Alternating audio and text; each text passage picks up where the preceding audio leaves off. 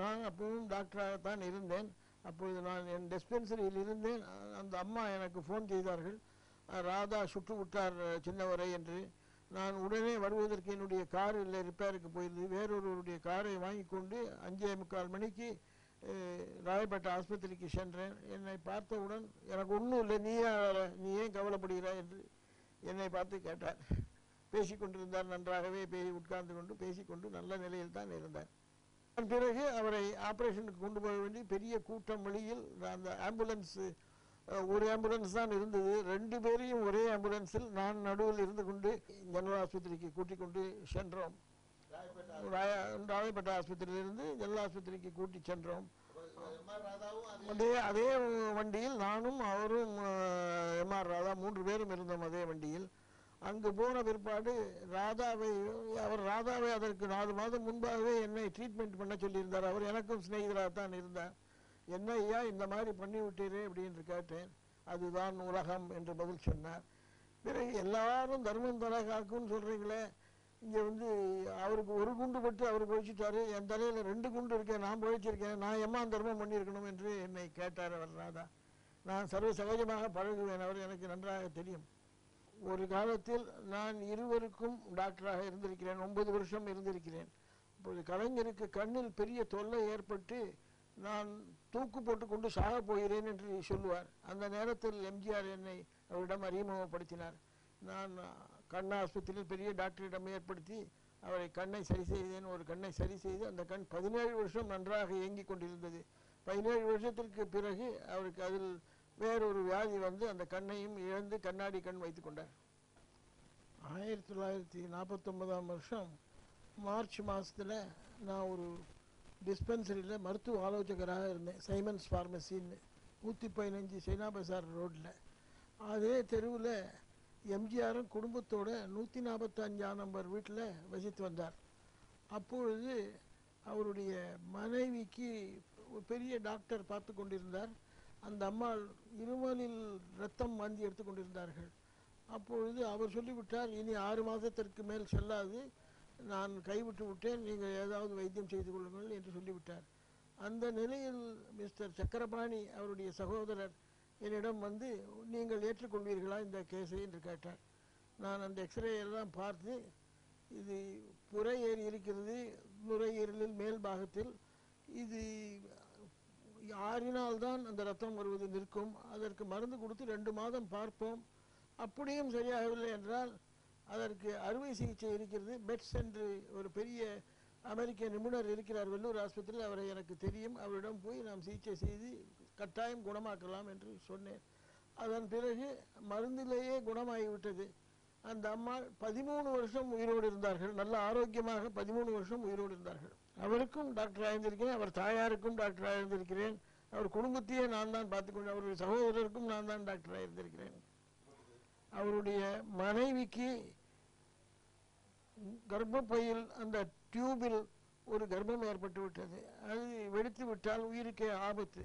அந்த நிலையில் நான் ஒரு லேடி டாக்டரிடம் காண்பித்த போது அவர்கள் அது அப்பெண்டிசைட்டிஸ் என்று சொன்னார்கள். நான் அதை ஒத்துக்கொள்ளவில்லை. நேரே அவரை சான்லி ஆஸ்பத்திரி மருத்துவமனையில் பெரிய டாக்டர் மாதவரிடம் கொண்டு சென்று ஆபரேஷன் உடனே பண்ண வேண்டிய நிலைமை இருந்தது. பண்ணி அவரை காப்பாற்றி வீடு கொண்டு வந்து சேர்த்தேன். தினமும் நான் பார்க்காவிட்டால் அவர் எனக்கு சொல்லி அனுப்பி விடுவார், நான் போகாமல் இருக்க முடியாது. தினமும் ஒரு தரமாவது அவரை நான் பார்க்க வேண்டும். சிறப்பு குணம், முதல் குணம், நான் ஏன் அவரிடம் அடிமையானேன் என்றால் அந்த பூர்ண நம்பிக்கை வைத்திருந்தார் என் மேல். வேறு எந்த டாக்டர் சொன்னாலும் கேட்க மாட்டார், நான் சொல்வதுதான் அவருக்கு வேத வாக்கு. அப்பேற்பட்ட ஒரு நம்பிக்கை அவர் வைத்திருந்ததனால் நான் என் கடமையை சரிவர செய்ய வேண்டும் என்கிற நிலைமை உருவாயிற்று. அதன் பிறகு அவர் ரொம்ப பண்புடன் மரியாதையாகத்தான் பேசுவார். டாக்டர் சார் என்று தான் கூப்பிடுவார். எல்லோரும் இனிமையாகத்தான் பேசுவார். நம் சொன்னால் நியாயத்தை ஏற்றுக்கொள்வார். தாராளமான குணம் படைத்தவர். எல்லோருக்கும் வாரி வழங்கி கொண்டு இருந்தார். ஏழை எளிய மக்களை அன்று அவர் ஏழையாக இருந்த நிலையை நினைத்து அதே போல் அவர்களும் நன்றாக வாழ வேண்டும் என்ற எண்ணம் படைத்தவர்.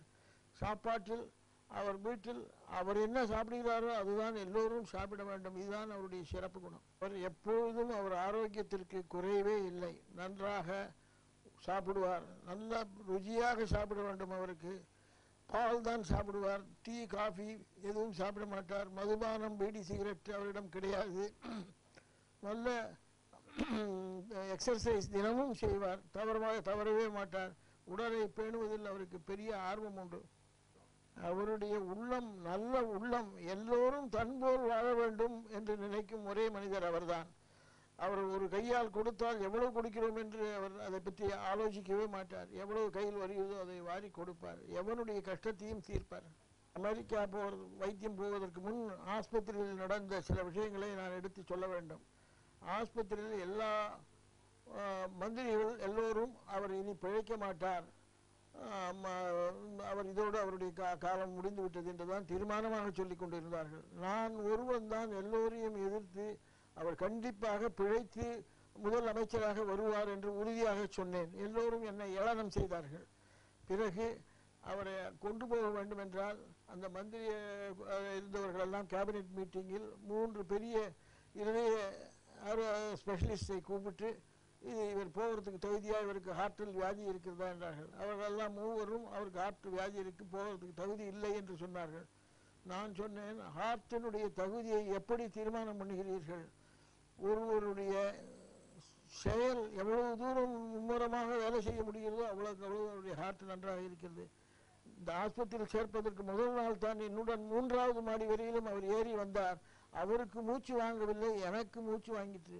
அவருடைய நிலை எப்படி இருக்க வேண்டும் என்று நீங்களே தெரிந்து கொள்ளலாம். ஹார்ட்டில் எந்தவித கெடுதலும் இல்லை. இரத்த குழாய் அடைப்பு என்றார்கள். நான் டாப்ளர் டெஸ்ட் பண்ணி இரத்த குழாய் அடைப்பு இல்லை என்று அவருக்கு சொன்னேன். ஒரு பெரிய ஹிருதய நிபுணர் அவருக்கு ஹார்ட்டுக்கு உள்ள கெடுதல் இருக்கு அப்படின்னு சொன்னார். அப்படி உள்ள கெடுதல் தான் இவ்வளவு டயாலிசிஸை அவர் தாங்கி இருக்க முடியாது என்று நான் தீர்மானமாக சொன்னேன். பிறகு ஆகாயத்தில் பறந்து அமெரிக்கா கொண்டு போனால் அவருக்கு அங்கே ப்ரெஷர் குறைவாக இருக்கும், உயர போக போக அவரை பாதிக்கின்றார்கள். இது ப்ரெஷரைஸ்டு பிளேன், இதில் ஒரு விதமான தகராறும் வராது என்று சொன்னேன்.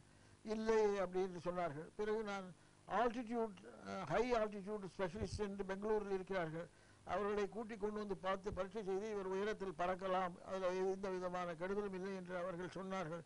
இவ்வளவு பேர்களையும் நான் சமாளித்து அவருக்காக ஒரு பிளேன் ஏற்பாடு பண்ணி அந்த பிளேனில் எல்லா விதமான இன்டென்ஸ் கேர், தீவிர சிகிச்சை செய்யக்கூடிய வார்டில் உள்ள எல்லா மிஷினையும் பொருத்தி அது பிளேனில் பறக்கும்போது வேலை செய்கிறது என்று நிக்கோபார் ஐலண்ட்ஸ் வரைக்கும் பறந்து சென்று டெஸ்ட் பண்ணி அதை இந்த பிளேனில் பொருத்தி அவரை தூக்கி கொண்டு நாங்கள் அமெரிக்கா சென்றோம். எல்லாருடைய எதிர்ப்புக்கும் எதிராக